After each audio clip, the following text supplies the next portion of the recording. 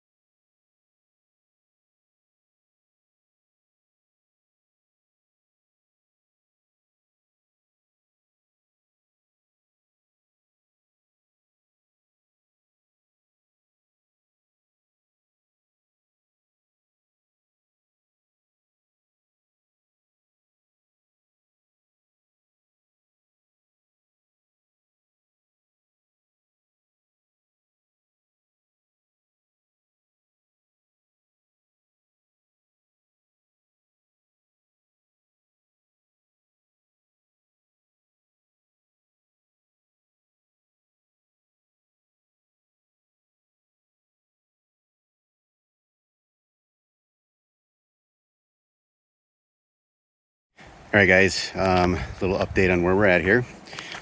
So we've got things kind of hanging in place again. This is essentially about where we're going to be for front to rear tilt. This puts the front of the engine a bit higher, and since this engine is always only set up with the steam ports in the front, that will give us what we need, so those are functioning properly. And then transmission hanging in there. You can see this is the mount points for where the factory crossmember was for the transmission, and looking at that, you can see that intersects with, you know, the back of the pan basically, or the back edge of the pan. So instead of being here, we need to be back here, so we're gonna move that back. I'll do some measuring and make some marks on the frame so we can get that taken care of. Drive shaft, that's obviously the original P71 drive shaft. That is going to have to be, we're going to have to get a new one made. The length is obviously not correct, as well as the yoke on the transmission side needs to be changed so it fits into this transmission. Let's see here, the templates I made before are a bit on the long side, so I'm going to remake those, and you can see clearance wise what we've got there.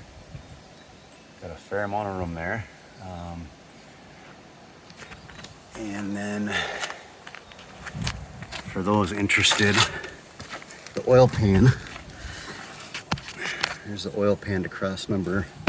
I guess we've got probably 1.5 inch maybe that it hangs down below, which I could probably, when we originally put it in the car when the body was still on, I think we had it up a little bit higher, which I might do still. We'll see. I think that's why my templates are looking longer than they need to be, because of that. So it's kind of the trade-off. Do we want the extra ground clearance, or do we want the slightly lower center of gravity?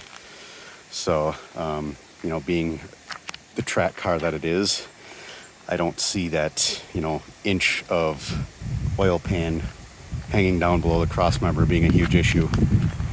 So I'm gonna get to some more measuring and stuff here and start marking things out, and I'll get back with you.